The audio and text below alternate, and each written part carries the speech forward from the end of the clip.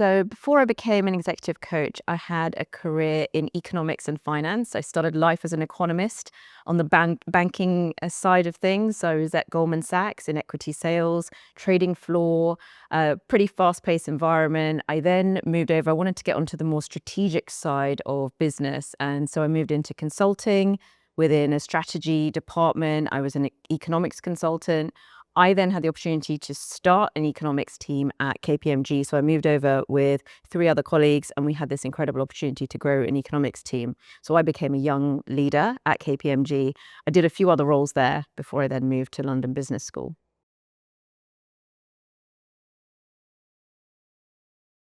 I guess there's two parallel pieces there. One is the sort of more formalized learning. So while I was at KPMG, that's when I got access as a young leader. I was a really young leader and he threw everything at me. So I got all this incredible leadership development myself. And that's when I realized that this stuff that was of interest to me outside work was actually happening in inside work. So that was a penny drop moment for me. But going on that personal leadership journey myself was really important.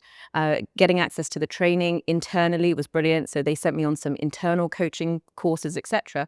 At a certain point, I realized that I'd sort of reached my ceiling there in terms of coaching development. I wanted to take it further. I asked to be put on a professional qualification. So I did a Henley certificate. That got me a little bit further in my coaching journey, but all the time it was sort of feeding my own leadership development journey as I moved into senior management. And then when I moved over to London Business School, I was directing an entire portfolio. So I had to be living and breathing the stuff myself, whilst also then learning the stuff. And I decided to take it one notch further and I did a master's in coaching psychology. So I finished that a few years ago, published some research through that. So I've always had a sort of both a learning and academic element to it, as well as doing it myself.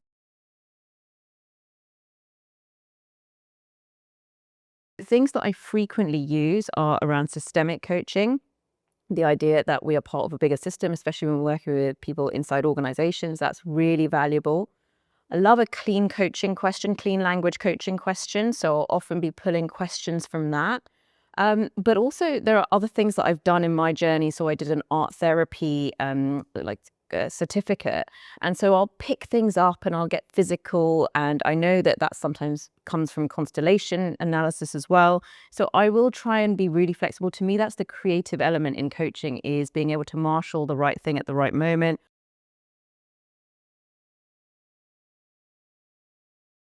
On my bookshelf at the moment, I've got my coaching shelf. So that's got my team coaching, it's got facilitation, it's got the systems coaching, all of that stuff. But then I've got my personal interest, which is in a lot of the concepts, the new concepts that are coming out, whether that's grit, or for a while it was the growth mindset, or all of those types of books, habits and things like that kind of complement what we're doing in the room. The book that I find myself recommending to my clients the most frequently is The One Thing by Gary Keller. And it's a really cute, small book, and it really focuses and helps us prioritize on what is that one thing that is going to make everything else easier. And there are so many little concepts and diagrams in that book. I highly recommend you go and have a look at it. And I think it's just so apt for a lot of the challenges that my clients are facing around prioritization, etc.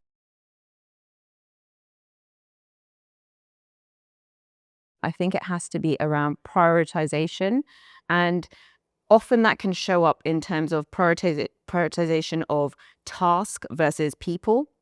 So given the amount of change, given the amount of pressure commercially and the technology, it could be easy to spend all one's time as a leader focusing on those things. But of course, we have team and they can enable delivery and they will have their own changing needs. And we have so many dynamics arising there.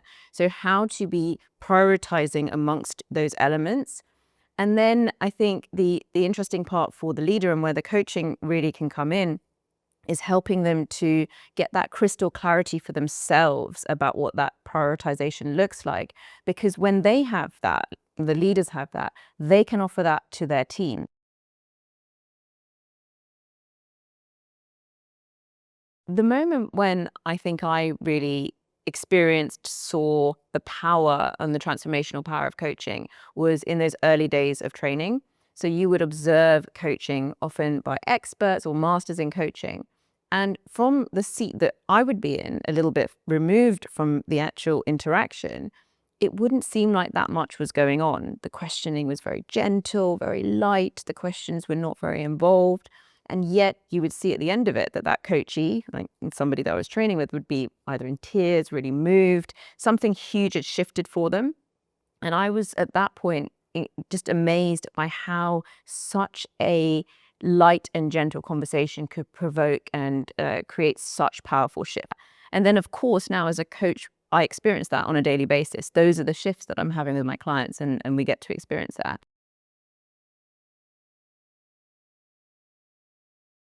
In terms of how my coachees would describe my style, I hope they would say that I'm really warm and supportive.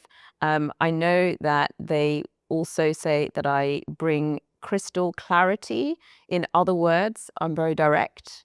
And I like to combine that in a really supportive way to, at the right time when they have been heard and felt acknowledged, that they can then be challenged in the way that they need to be challenged. What my clients will say at the end of a session or in testimonial will be often initially just a huge sense of relief that they feel from being heard and acknowledged. And that's kind of our starting point. That's the starting point for the work, right? If they feel safe, if they feel comfortable, if they feel like they're not the only one experiencing this, that reassurance, that's often what they will get early on from working with me. Then later on, what some of the clients have said is that they've often brought this dilemma, this big, heavy dilemma to me, which is I'm at a certain point in my career. I have a lot I still want to achieve, but I also have a family or I have other things I want to do. I've worked really hard and I want to enjoy some of that. Can I do both? And so one of the big sort of things that I do with my clients is help them, because we get clear on their vision, we get clear on how they can do the things they need to inside the organization. I call them the unwritten rules of sort of career success. And so those are the things that I think people find afterwards that have really helped them going forward.